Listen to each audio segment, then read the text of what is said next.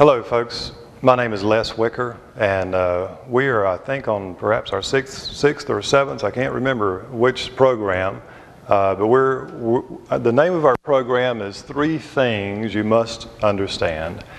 And we've been working on the first one of these things for a number of programs now, and I'm having a hard time finding a stopping place on this, but this is a big subject. And it's the ongoing debate of evolution and creation, and we've spent quite a bit of time on it. I'm not quite done yet, but I'm getting close to being done.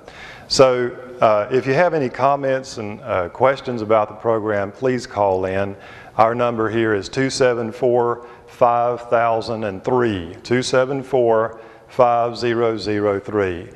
And when you call, you don't ever have to be worried about being solicited for funds. We're never going to ask you for any money.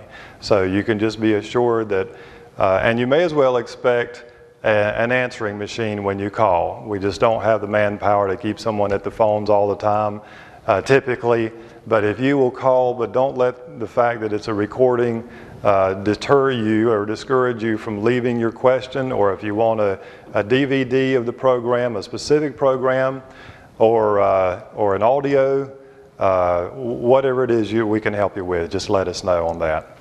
Well, we talked a little bit about, we're kind of coming down to the end of this, and I've read some from Romans chapter 1, and we talked about the fact that Romans 1, the fact that the invisible things of Him from the creation of the world are clearly seen, being understood by the things which are made, even His eternal power and Godhead.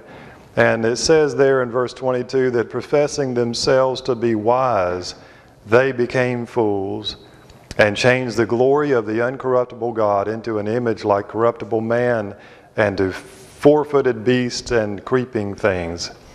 And so this changing the truth of God into a lie and professing themselves to be wise, they have become fools.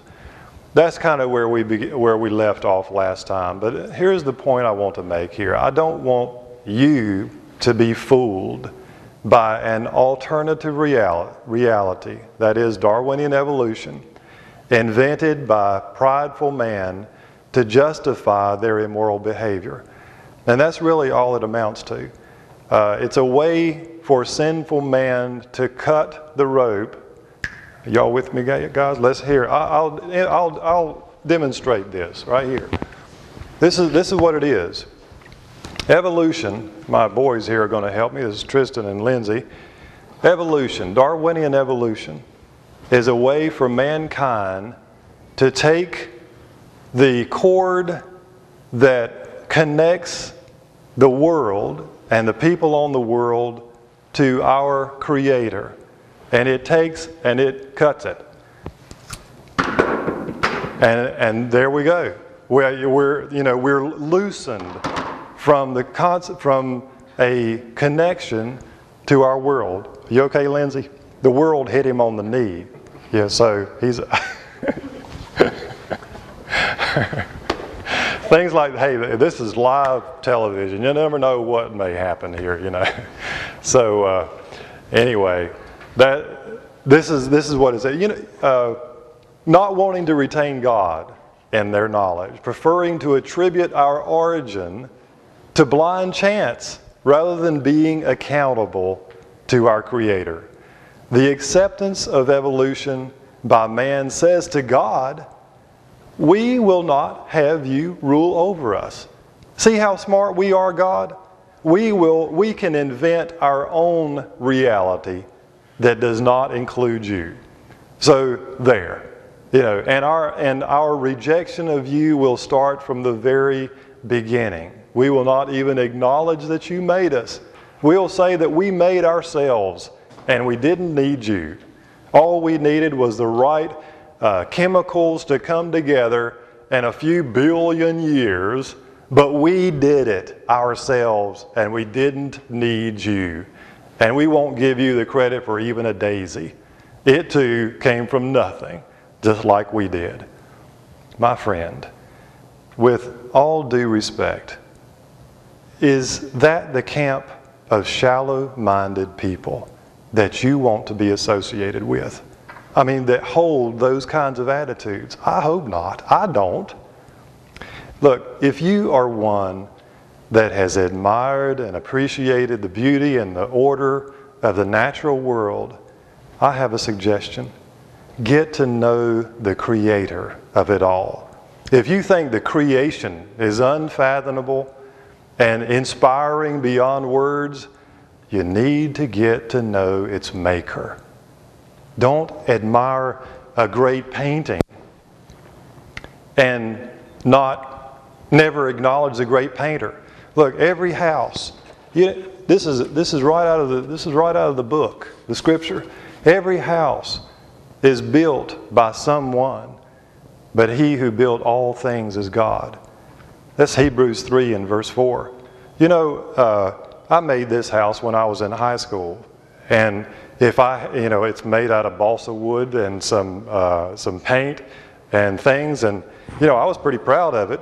And but we were just talking moments ago, some of my friends here, about the fact that you can have all the materials. You could take some balsa wood and some paints, and you could have all the materials together, and you could leave it there for a zillion years, and you will never get just a model house, much less a real home with electricity and a refrigerator in it and all these other things. Every house is built by some man, but he that built all things is God. Or you could say, we talked about arrowheads a while back. You could say every arrowhead is crafted by someone, but he that crafted all things is God. In other words, I know that some man, perhaps thousands of years ago, crafted this arrowhead. You know how I know that?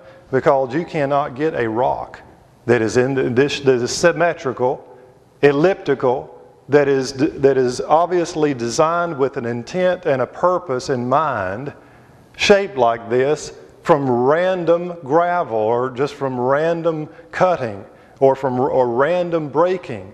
It will never happen. And we illustrated that earlier. This is an arrowhead that was designed and crafted by someone. He that crafted all things is God. It's evident in the purpose of the thing. Or you could say that every camera is designed by someone, but he that designed all things is God. Now, we talked quite a bit about the eye earlier. In comparison to the camera, the eye, 350 million rods and cones in there, all connected to a central optic nerve that goes back here to the brain, and nobody knows how in the world we are able to see sharp focus, moving, color, real-time picture inside of our head. It's beyond us. It's infinitely more complex than this camera or any camera. But somebody had to design this camera. It didn't ooze up out of the ground. It was designed. And our eyes are designed. Now, you could say that every painting is composed by someone, but he that composed all things is God. See, this is an essential, fundamental idea and concept, that things that are complex are created. You do not get complexity. You do not get complex genetic codes. The codes of DNA and RNA in the blood are they're like a city. Every cell is like a city, a large city